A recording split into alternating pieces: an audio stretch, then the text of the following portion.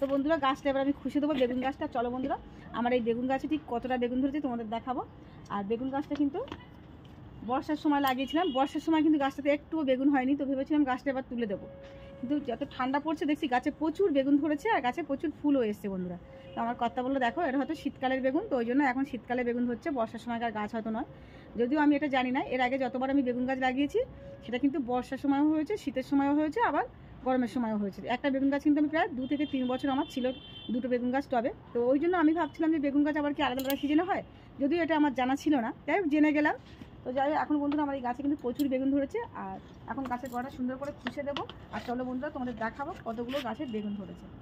তো আমার যেহেতু এখন রাতে ভিডিওটা হচ্ছে তো ওই জন্যই আমার ননদ এসছে, মোবাইলের লাইট জ্বেলেছে, বলছে দেখাও বন্ধুদের কত বড় বড় সাইজের বেগুন ধরেছে। তো এই দিকটা তো দেখা যাচ্ছে, ওই দিকটা দেখা যাবে না। তো চলো বন্ধুরা আমি একটু মোবাইলের লাইট জ্বেলেই তোমাদের দেখাবো।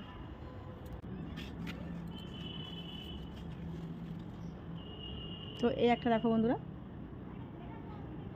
এই একই গাছেরই বেগুন, আর এদিকে একটা, আর এদিকে কিন্তু ফুল এসছে গাছে প্রচুর। দেখো বন্ধুরা গাছে প্রচুর ফুল এসছে, ছোটো ছোটো বেগুনও ধরেছে আর প্রত্যেকটা ডগাতে কিন্তু ফুল এসছে বন্ধুরা। আর এদিকটাও আর একটা গাছ রয়েছে, একটা সবজির ঝুড়ির মধ্যে 2টো গাছ বসানো রয়েছে। আর এদিকেও কিন্তু বেগুন ধরেছে আর গাছে দেখো বন্ধুরা কত ফুল এসছে, প্রত্যেকটা ডগাতে প্রচুর ফুল এসছে দেখো বন্ধুরা, প্রত্যেকটা ডগাতে। তো ওই জন্য গাছটাকে একটু যত্ন করব। আর গাছে কি খাবার দিলে গাছে বেশি ফুল আসবে আর ফলটাও কিন্তু গাছে থেকে যাবে। অনেক সময় গাছে ফুল আসে অথচ ফুলটা ঝরে যায়, ফল ধরে না। তো সেই জন্য আজকে ভাবলাম আমার বন্ধুদের সঙ্গে একটু শেয়ার করি আমি আমার গাছে কি খাবার ব্যবহার করি। তো চলো বন্ধুরা আজকে খাবারটা তৈরি করে আমি গাছে দেবো, আর খাবারটা কীভাবে তৈরি করবো সেটা তোমাদেরকে দেখাবো।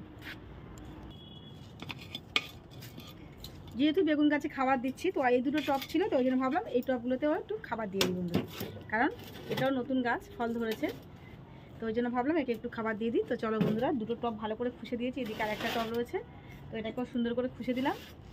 আর এখানে আমি নিয়েছি মাটিটা তৈরি করার জন্য কি কি খাবার সেটাই তোমাদেরকে বলে দিচ্ছি।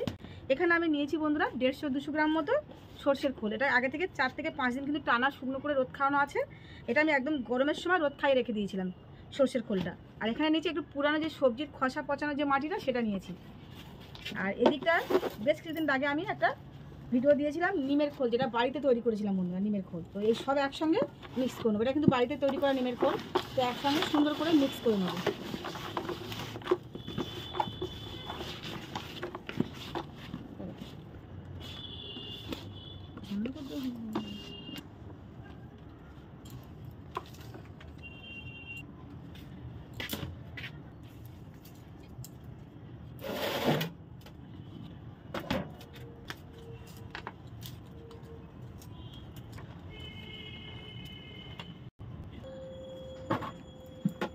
তো বন্ধুরা এর মধ্যে রয়েছে গোবর সার ভিজানো। গোবর সার বলতে মানে আমি গ্রাম থেকে ঘুঁটে নিয়ে এসেছিলাম, সেই ঘুঁটে এখানে 10টা-15টা ঘুঁটে ভেঙে ভিজিয়ে রেখেছি গতকাল রাতে। আর এখন আমি গাছে দেবো, এর সঙ্গে কিছুটা জল মিক্স করব, 5-6 মগ জল মিক্স করার পর তারপর আমি প্রত্যেকটা গাছে দেবো।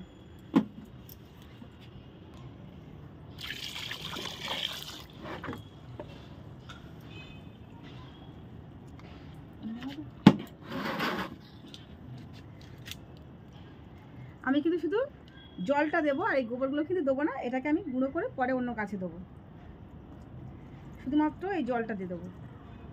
তোমরা চাইলে কিন্তু সর্ষের খোলটা পচিয়ে দিতে পারো, তবে আমি যেভাবে সর্ষের খোলটা দিই এটা কিন্তু অনেক দিন গাছে থাকে, ভালো থাকে, গাছটা অনেক দিন খাবার পায়। তো আমি ওই জন্য আমার ছাদ বাগানের গাছে বেশিরভাগ সর্ষের খোলটা শুকনো করে তারপর ব্যবহার করি, তবে পচিয়েও ব্যবহার করি। তবে বর্ষার সময় কিন্তু আমি শুকনো খোল ব্যবহার করি, যেহেতু বর্ষার সময়কার খোলটা ছিল তাই জন্য আমি এখন ব্যবহার করলাম। 1 মগ করে দিয়ে দেবো প্রত্যেকটা গাছে, এটা কিন্তু প্রত্যেকটা গাছেই দেওয়া যাবে। তো আমি এখন বেগুন গাছগুলোতে দিয়ে